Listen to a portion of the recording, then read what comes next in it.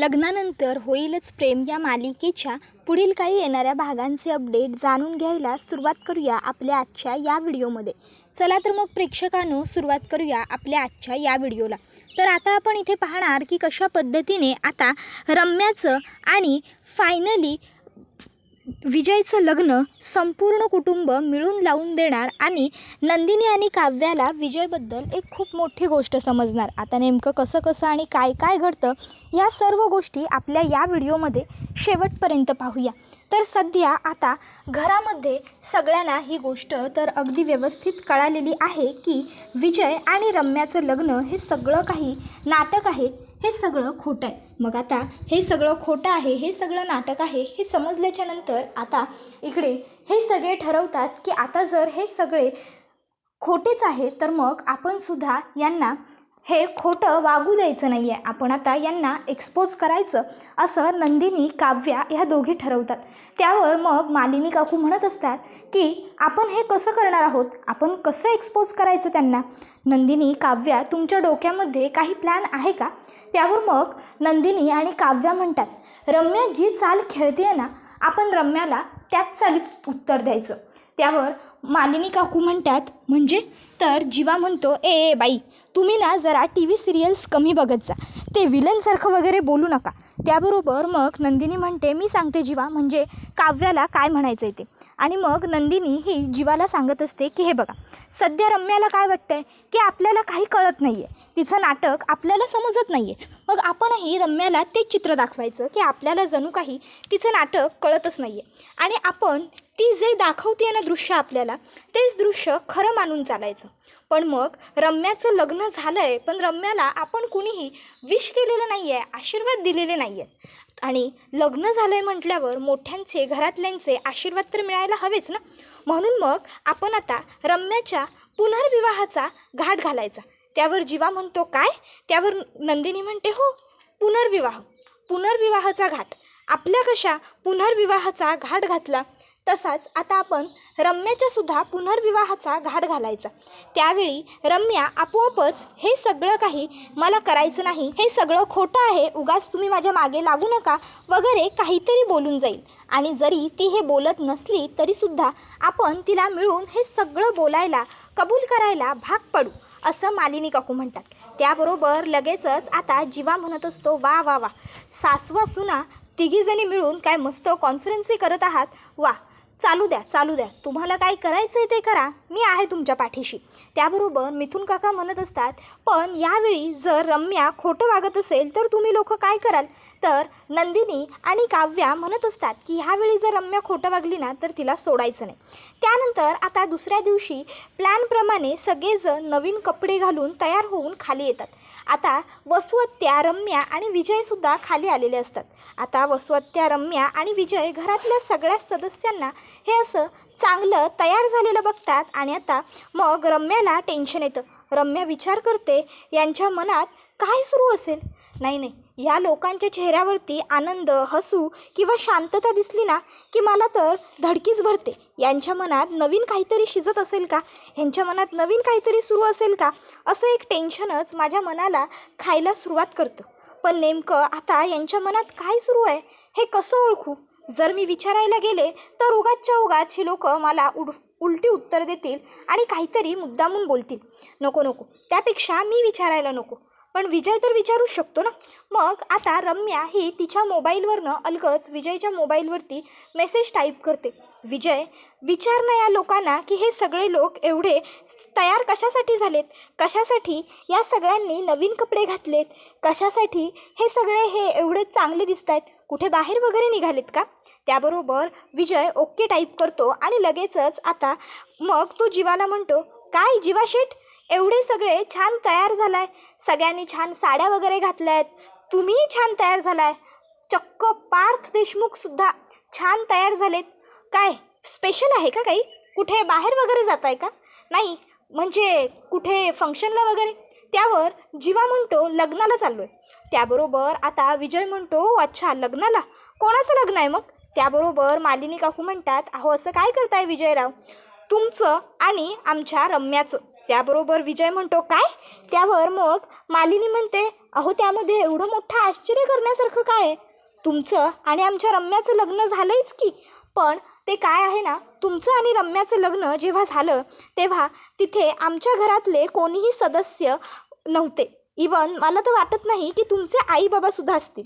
खरं तर तुमच्या ह्या पुनर्विवाह सोहळ्याला तुमच्या आईबाबांनासुद्धा आमंत्रण द्यायचं होतं खरं, पण तुम्ही म्हणालात ना की तुमचे आईबाबा तुम्ही इकडे राहायला आल्यामुळे नाराज आहेत म्हणून. मग कसं ना त्यांना इकडे आपण बोलवणार, म्हणून त्यांना बोलवलं नाही आणि हे सगळं तुमच्यासाठी सरप्राईज प्लॅन करायचं होतं म्हणून. बरं, पण आता आम्ही तुमचं लग्न पुन्हा लावून द्यायचं असा निर्णय घेतला आहे. त्याबरोबर आता हे ऐकून मग रम्या म्हणते, पण ह्या सगळ्याची काय गरज आहे? त्यावर मालिनी म्हणते, अगं रम्या असं काय करतेस? गरज नाही कशी? गरज तर आहे, खूप गरज आहे. अगं रम्या, तुझं जेव्हा लग्न झालं विजयबरोबर तेव्हा तू जाऊन कोर्ट मॅरेज केलंस. आम्हाला कोणाला लग्नाला यायची संधीच मिळाली नाही. जर तू ह्या घरची मुलगी आहेस तर ह्या घरात तुझं कौतुकसुद्धा झालं पाहिजे ना, म्हणून आम्ही हा लग्नाचा घाट घातला आहे. घरचे घरीच करायचं लग्न, कळलं का? त्याबरोबर मग आता रम्या म्हणत असते, अगं मामी, पण लग्न म्हटलं की तयारी आली, लग्न म्हटलं की अक्षता आल्या, लग्न म्हटलं की मंगळसूत्र आलं, लग्न म्हटलं की अंतरपाट आलं, लग्न म्हटलं की खूप खूप कामं असतात. तूच म्हणतेस ना, लग्न म्हणतं करून बघ, घर म्हणतं बांधून बघ. मग आता माझं लग्न करायचं म्हटलं तरी पण ही सगळी तयारी करावी लागणार आणि तयारी झालेली नाही आहे. नाहीतर लग्न करायला तशी काही हरकत नव्हती माझी, आणि लग्न झालं आहे ना आत्ता एकदा, मग कशाला पुन्हा घाट? त्याबरोबर मग नंदिनी म्हणते, रम्या रम्या, अगं कशाला एवढा विचार करतेस? कशाला एवढी काळजी करतेस? अगं आमच्या लग्नात तू किती राबली होतीस, किती कष्ट केले होतेस तू. आम्ही बघितले होते आमच्या डोळ्यांनी, आणि आम्ही इतकेही एहसान फरामोश नाही होता. तू आमच्या लग्नात एवढं राबलीस, कर काम केलंस, आणि आम्ही काय तुझ्या लग्नात काम करणार नाही असं वाटलं की काय तुला? हे बघ, तुझ्या लग्नासाठी मी खास अक्षता बनवून आणलेले आहेत. आता उगाचच्या उगाच नाही म्हणू नकोस. आम्ही सगळ्यांनी एकदा का तुझ्या डोक्यावरती शुभमंगल सावधान म्हणत अक्षता टाकल्या की तुम्हाला आपल्या सगळ्या कुटुंबियांचे आशीर्वाद मिळतील आणि तुमचा संसार सुखाचा होईल. त्याबरोबर आता पार्थ म्हणतो, हे बघ, मी तुझ्या लग्नासाठी मंगळसूत्र आणले. तुझी इच्छा होती ना माझ्या हातून तुझ्या गळ्यात मंगळसूत्र घालून घेण्याची, बट ती तर पूर्ण नाही झाली. पण मी माझ्या चॉईसचं माझ्या आणि माझ्या बायकोच्या चॉईसचं मंगळसूत्र तुझ्यासाठी खरेदी करून आणले. त्याबरोबर मग जीवा म्हणतो, आणि लग्नासाठी लागणारी सगळ्यात महत्त्वाची आणि मौल्यवान गोष्ट.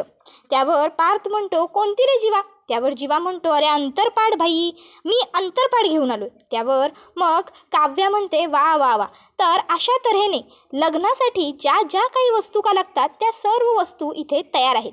त्यामुळे रम्या, आता तुला काळजी करण्याची काहीही गरज नाही की काय होईल कसं होईल. सगळं इथे आम्ही ऑलरेडी अरेंज करून ठेवलेलं आहे. तुला आता फक्त छान आता विजयच्या गळ्यामध्ये हार घालायचं आहे आणि विजयला पती म्हणून स्वीकारायचं आहे. सॉरी, ऑलरेडी तुमचं लग्न झालं आहे नाही का? ऑलरेडी तुम्ही एकमेकाचा पती पत्नी म्हणून स्वीकार केलेला आहे. काल रात्री त्याचं म्हणजे तुम्हाला कोडंसुद्धा मिळालेलंच असेल उत्तराच्या स्वरूपात. काय मी केलेली अरेंजमेंट छान होती ना? फर्स्ट नाईट व्यवस्थित पार पडली ना? त्याबरोबर मग ती म्हणते, सॉरी, हा प्रायव्हेट प्रश्न आहे, पब्लिकली विचारायला नकोच. आणि मग ती हसते. त्याबरोबर लगेचच आता रम्या म्हणते, लग्न लावायला गुरुजी लागतात लग्न लावायला. इथे गुरुजी कुठे आहेत? आणि गुरुजीच नसतील तर मंगलाष्टका कोण म्हणणार? मंगलाष्टकाच नाही म्हटल्या तर लग्न कसं लागणार? उगाचच्या उगाच तुम्ही हा सगळा घाट घातला. गुरुजींनाच बोलवलं नसेल ना तुम्ही लोकांनी? काय रे तुम्ही एवढा लग्नाचा घाट घातला आणि गुरुजीच नाही आहेत. गुरुजी असते तर केलं असतं लग्न, पण आता गुरुजीच नसतील तर काय करायचं? आता खरं तर नंदिनी, जीवा, पार्थ, काव्या हे खरोखरच गुरुजींना बोलवायला विसरलेलेच असतात आणि त्यामुळे आता ती लोक गप्प बसतात. इतक्यात त्या ठिकाणी लगेचच मालिनीच्या माहेरचे साठे गुरुजी येतात आणि साठे गुरुजी म्हणतात, जिथे कमी तिथे आम्ही. रम्याचं लग्न आहे असं कानावर पडलं बाहेरून येताच, म्हणून म्हटलं अंतरपाठ धरायला आणि मंगलाष्टका म्हणायला स्वतः जातीने हजेरी लावावी. शेवटी रम्याचं तरी लग्न स्वतःच्या डोळ्यांनी पाहावं. पार्थ आणि जीवाच्या लग्नाला येता आलं नव्हतं ना. त्याबरोबर मग आता मालिनी काकू म्हणते, वा वा वा गुरुजी, तुम्ही अगदी योग्य आणि अचूक वेळेवरती आलेला आहात. नाही म्हणजे काय आहे ना, की आम्हाला रम्याचं लग्न लावायचं होतं आणि घाई गडबडीत आम्ही गुरुजींनाच बोलवायला विसरलो होतो. तुम्ही आलात ते एका अर्थी बरंच झालं. बरं रम्या, बघितलंस का? अगं स्वतः साठे गुरुजी आलेत तुझं लग्न लावायला. आणखीन काय हवं तुला? चल चल चल, आता एवढे साठे गुरुजीसुद्धा आले आहेत तर मस्त लग्न लावून घेऊया. साठे गुरुजी स्वतः तुझ्या लग्नाच्या मंगलाष्टका गातील. तुला माहिती आहे, आजपर्यंत साठे गुरुजींनी ज्यांची ज्यांची लग्न लावली आहेत ना, त्यांचे संसार सुखाचे झालेत. खरं तर माझी खूप इच्छा होती जीवा आणि पार्थच्या लग्नातसुद्धा साठे गुरुजींनाच बोलवायची, पण तेव्हा ते व्यस्त होते. पण आता तुझ्या लग्नाच्या वेळी ते स्वतःहून आलेत ना म्हटल्यावर काही हरकतच नाही. आता मात्र रम्याला टेन्शन येतं. रम्या विचार करते की जर साठे गुरुजींनी माझं आणि विजयचं लग्न लावलं तर खरंच कधीच आम्ही वेगळे होऊ शकणार नाही का? त्याबरोबर वसवत्या म्हणते, मालिनी थांब, लग्न तर लावायचं की नाही ते ठरवू आपण, पण त्याआधी मला साठे गुरुजींबरोबर थोडं बोलायचं आहे एकांतात. त्याबरोबर मग लगेचच आता मालिनी म्हणते, हो चालेल ना वसुताई, बोला. मग मालिनी काकू रम्याला म्हणते, रम्या तू सुद्धा चल. मग विजयसुद्धा तिच्या मागोमाग चाललेला असतो, पण वसवत्या म्हणते, विजयराव तुम्ही इथेच थांबा. मग रम्या, वसवत्या आणि साठे गुरुजी तिघंही वसवत्तेच्या खोलीत येतात. आता खोलीत आल्याच्यानंतर मग वसवत्या म्हणते, गुरुजी तुम्ही तर म्हणाला होतात की पार्थचं आणि रम्याचं लग्न होईल म्हणून, मग आज तुम्ही काय यांचं लग्न लावून देताय? त्याबरोबर गुरुजी म्हणतात, एक मिनटं, मी कधीही असं म्हटलं नव्हतं की पार्थचं आणि रम्याचं लग्न होईल. त्यावर मग रम्या म्हणते, गुरुजी तुम्ही विसरताय का? तुम्ही म्हटला होतात पार्थच्या हातात माझ्या नावाचं मंगळसूत्र असेल. त्यावर मग गुरुजी म्हणतात, हो मी म्हटलं होतं, आजही पार्थनेच तुझ्यासाठी मंगळसूत्र खरेदी केलं आहे. पार्थच्या हातात जे मंगळसूत्र आहे ते तुझ्यासाठीच आहे, तुझ्याच नावाचं आहे. मी असं नव्हतं म्हटलं पार्थच्या हातातलं मंगळसूत्र तो तुझ्या गळ्यात स्वतःच्या हाताने घालेल. मी म्हटलं होतं तू बोहल्यावर उभी असशील, तुम्ही दोघंही लग्नाच्या कपड्यात असाल. पार्थने सुद्धा लग्नासाठी कपडे घातलेत उत्तम, आणि बघ तू सुद्धा तुझ्या लग्नाच्या बोहल्यावर तयार आहेस, मी असं म्हटलं होतं. आता हे ऐकल्यावर वसवत्या आणि रम्या दोघींच्याही पायाखालची जमीनच सरकते. दोघींनाही कळत नाही की बाप रे हे सगळं काय. त्याबरोबर इकडे आता रम्या, हिला तर हे सगळं ऐकून खूप राग आलेला असतो. रम्या शॉक झालेली असते, सुन्न झालेली असते. पण आता घरातले सगळे तर काही ऐकायला तयारच नसतात. त्यांना तर रम्याचं आणि विजयचं भांडाफोड करायचंच असतं. त्यामुळे मग आता नंदिनी तिकडे येते आणि म्हणत असते, वसवत्या झालं आहे का तुमचं गुरुजींबरोबरचं बोलणं? नाही म्हणजे काय आहे, उगाच मुहूर्त चुकायला नको ना. चला लग्न आपण लावून घेऊया पटकन. आणि मग तरीही जरी तुम्हाला गुरुजींबरोबर काही बोलायचं असेल तर मग तुम्ही मस्त निवांत जेवताना वगैरे गुरुजींशी बोलू शकता. काय गुरुजी? त्यावर गुरुजीसुद्धा होकारार्थी मान डोलावतात. मग नंदिनी म्हणत असते, रम्या अगं तू काय अशी थंडगार उभी आहेस? चल चल लवकर चल. तिकडे विजयराव आतुर झालेत तुझ्या हातून स्वतःच्या गळ्यामध्ये हार घालून घ्यायला. कधीपासून ते तुझी वाट बघत तिथेच बसलेत. चल चल लवकर चल, छानपैकी तुझ्या स्वतःच्या हाताने त्यांच्या गळ्यामध्ये हार घाल, ये. आणि मग लगेचच आता नंदिनी ही रम्याला घेऊन तिकडनं हॉलमध्ये येते. आता तिकडे आल्याच्यानंतर मग आता सगळेच जण म्हणतात, चला चला आता लग्न लावू. गुरुजी मंगलाष्टका गातात आणि विजय आणि रम्याचं लग्न पार पाडतात. त्यानंतर मग आता दुसऱ्या दिवशी नंदिनी आणि काव्या ह्या दोघीजणी चेकअपला येतात. रुटीन चेकअप झाल्याच्यानंतर आता दोघीही जणी डॉक्टरांचा व्यवस्थित सल्ला घेतात.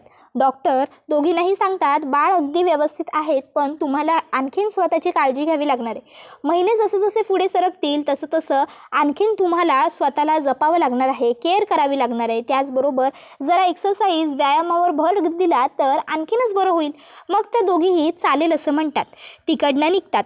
आता रस्त्याने चाललेले असताना नंदिनीला गाडीतून पाणीपुरीवाला दिसतो. पाणीपुरी बघून आता नंदिनीच्या तोंडाला पाणीच सुटतं. नंदिनी लगेचच काव्याला म्हणते, काव्या खूप दिवसात आपण दोघींनी एकत्र पाणीपुरी खाल्लेली नाही आहे. ती बघ समोर पाणीपुरीची गाडी आहे, खायची का थोडीशी पाणीपुरी? त्याबरोबर आता काव्या म्हणते, काय ताई नेकी और पूछ पूछ, चलो ना फिर. आणि मग लगेचच आता दोघी बहिणी मस्तपैकी गाडीतनं खाली उतरतात आणि पाणीपुरीच्या ठेल्यावर जातात. आता लगेचच काव्या त्या पाणीपुरीच्या ठेल्यावाल्या भैयाला सांगते, भैया मस्त 2 प्लेट पाणीपुरी बनवा, तिखट पाणी. त्यावर लगेचच तो म्हणतो ठीक आहे. आणि मग आता 2 तिखट पाणीपुरी तो बनवायला घेतो. दोघी बहिणी छान पाणीपुरी खात असतात, एन्जॉय करत असतात. इतक्यात त्यांचं लक्ष तिथे उभ्या असलेल्या विजयकडे जातं. काव्या म्हणते, ताई हा विजय आहे का गं? नंदिनी म्हणते, हो गं. त्यावर काव्या म्हणते, ताई अगं हा तर यावेळी ऑफिसमध्ये असायला हवा होता, पण हा इथे काय करतोय? नाही नाही नाही ताई, नक्कीच काहीतरी गडबड आहे. चल आपण जरा जवळून बघूया. नंदिनी आणि काव्या दोघीसुद्धा पाणीपुरी तिथे तशीच ठेवतात. पाणीपुरीवाल्या भैयाला पैसे देतात आणि ताबडतोब तिकडनं निघतात. आणि लगेचच एका गाडीच्या मागे उभं राहून आता त्या माणसामधलं आणि विजयमधलं बोलणं ऐकत असतात. तो माणूस विजयवर खूप चिडलेला असतो. त्याचा चेहरा लाल भडक दिसत असतो. त्याचे डोळे मोठे मोठे झालेले असतात. आणि विजय त्याला म्हणत असतो, sorry sir, sorry, I am extremely sorry. त्यावर तो बॉस त्याला म्हणत असतो, मी काय तुला तिकडे रम्याबरोबर लग्न करून तिच्याबरोबर रासलीला करायला पाठवलं आहे का तिच्याबरोबर लग्न केल्याच्या नंतर तू खरोखरच तिच्यामध्ये हरवून गेलायस? तू विसरलायस की तुला कुठल्या मिशनसाठी तिकडे पाठवलं आहे? तुझं काम काय आहे? त्याबरोबर मग विजय म्हणत असतो, sorry sir, I am very sorry. अहो मलासुद्धा लग्न वगैरे खरंच हे सिरियसली नव्हतं घ्यायचं, पण अहो कोणी ऐकायला तयारच नव्हतं. आणि जर आम्ही लग्न केलं नसतं ना तर डाऊट आलं असतं लोकांना आमच्यावर, म्हणून खरं तर मी ह्या सर्व गोष्टी करायला तयार झालो. खरंच सॉरी, पण मी माझ्या ध्येयापासून बिलकुलच विचलित झालेलो नाही आहे. मला माझं मिशन अगदी व्यवस्थित लक्षात आहे.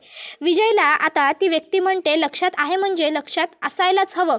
लक्षात ठेव, आमची दुश्मनी खूप जुनी आहे आणि मला ती दुश्मनी मुळासकट संपवायची आहे. त्या सगळ्यांना धडा शिकवायचा आहे, अद्दल घडवायची आहे. म्हणून मी तुला त्या घरामध्ये पेरलं आहे. तू माझं प्यादा आहेस, विसरू नकोस. मी तुला फुकट पोसत नाही आहे, मी तुला माझ्या कामासाठी पोसतो आहे. आणि जर तू हे विसरलास तर मात्र याद राखायचं, तुझी गाठ माझ्याशी आहे. मी तुझं काय करेन ना ते तुलासुद्धा समजणार नाही आहे विजय. आता विजय म्हणत असतो, सॉरी सर, सॉरी, मी म्हटलं ना की मी काळजी घेईन म्हणून. माझ्याकडनं पुन्हा अशी चूक होणार नाही. मी व्यवस्थित लक्ष देईन सगळीकडे. मी व्यवस्थित सर्व गोष्टी बघेन. त्या पार्थवरतीसुद्धा मी लक्ष ठेवेन. सध्या तर तो विक्रम इथे नाहीच आहे. त्यावर आता काव्य आणि नंदिनीला राग येतो विक्रमला जेव्हा विजय नावाने विक्रम अशी हाक मारतो तेव्हा. पण आता त्या दोघीही शांत राहतात. तर पुढे विजय म्हणत असतो की काय करायचं ते मी बघतो सर, येतो. पुढच्या वेळी नक्की काहीतरी चांगली बातमी घेऊन येईन. आणि विजय तिकडनं निघतो. त्याबरोबर मग नंदिनी आणि काव्याच्या लक्षात येतं की नक्कीच काहीतरी गडबड आहे. काहीतरी नाही, काहीतरी खूप मोठी गडबड आहे. मग नंदिनी आणि काव्या दोघीही ठरवतात की हे सगळं जाऊन पहिलं आपल्याला घरी जीवा आणि पार्थला सांगायला हवं, त्यांच्या कानावर सर्व गोष्टी घालायला हव्या. मग नंदिनी आणि काव्या दोघीजणी घाईघाईने धावत पळत घरी येतात. घरी आल्याच्या नंतर ताबडतोब त्या जीवा आणि पार्थकडे जातात आणि त्यांना सांगतात की आम्हाला आज रस्त्यामध्ये विजय दिसला होता. त्यावर आता पार्थ आणि जीवा म्हणतात, त्यात काय खास आहे? त्यावर लगेचच पुढे काव्या म्हणते, अरे तुम्ही आमचं पूर्ण म्हणणं ऐकून तर घ्या. तो एका माणसाबरोबर बोलत होता आणि तो म्हणत होता की त्याने ह्या विजयला आपल्या घरामध्ये प्यादा म्हणून पाठवलेला आहे, त्याला दुश्मनी काढायची आहे, उपटं काढायचं आहे वगैरे वगैरे असं काही तो बोलत होता. आणि तो विजय त्या माणसासमोर मान खाली घालून उभा होता. तो विजय त्या माणसासाठी काम करतो असंच म्हणजे स्पष्टपणे जाणवत होतं काय, कळत होतं की तो विजय त्या माणसासाठी काम करतोय. आणि विजयला रम्याबरोबर लग्न वगैरे करण्यात सुद्धा काहीही रस नाही आहे. विजयने हे सगळं नाटक रचलेलं आहे, हे सगळं काही तो बोलत होता. मला तर खूप भीती वाटली हे सगळं बघून, असं काव्या म्हणते. नंदिनी म्हणते, मलासुद्धा. त्यावर लगेचच जीवा आणि पार्थ नंदिनी आणि काव्याला सांगतात की तुम्हाला घाबरण्याची वगैरे काहीही गरज नाही आहे. आम्ही आहोत ना, आम्ही असताना तो विजय तुमच्या केसालाही धक्का लावू शकणार नाही आहे. जीवा म्हणत असतो, दादा कोण असेल रे हा घनचक्कर? लवकरात लवकर शोधून काढावं लागेल आपल्याला हे सगळं कोण घडवून आणतंय त्यामागे, नाहीतर उगाच पुढे जाऊन काही प्रॉब्लेम व्हायला नको. त्यात बाबाही इथे नाही आहेत. त्यावर मग पार्थ सांगतो, बाबा येणार आहेत उद्या, मी बाबांबरोबर या सर्व विषयावर बोलतो. त्याबरोबर जीवा हा नंदिनी आणि काव्याला सांगतो, आता दोघींनी कुठेही एकटं बाहेर पडू नका. रुटीन चेकअपला सुद्धा नाही. मी किंवा दादा दोघांपैकी एक कोणीतरी तुम्हा दोघींबरोबर असेल, कळलं? त्याबरोबर पार्थ म्हणतो, हो जीवाचं अगदी बरोबर आहे. त्यानंतर दुसऱ्या दिवशी मग विक्रम आल्यावर पार्थ हा विक्रमला सर्व गोष्ट सांगतो आणि म्हणत असतो, बाबा मला कळत नाही आहे, आपला एवढा मोठा हा शत्रू आहे तरी कोणी केलं असेल हे सगळं असं वाटतंय तुम्हाला? आता विक्रमसुद्धा विचारात पडतो की कोण आहे आपला हा शत्रू, कोण आहे? दोघं बाप बेटे मिळून विचार करत असतात कोण असेल या सगळ्याच्या मागे. दोघांनाही काही सुचत नसतं, दोघंही विचार करत असतात आणि हा व्हिडिओ इथेच संपतो. व्हिडिओ आवडला असेल तर व्हिडिओला लाईक करा, चॅनलवर नवीन असाल तर चॅनलला सबस्क्राईब करा आणि बेल आयकॉन आठवणीने प्रेस करा, जेणेकरून तुम्हाला पुढच्या प्रत्येक व्हिडिओचं नोटिफिकेशन मिळत जाईल आणि सर्व व्हिडिओंचा आनंद हा अगदी उत्तम पद्धतीने घेता येईल. चला तर मग प्रेक्षकांनो, आजच्या पुरतं इथेच थांबूया.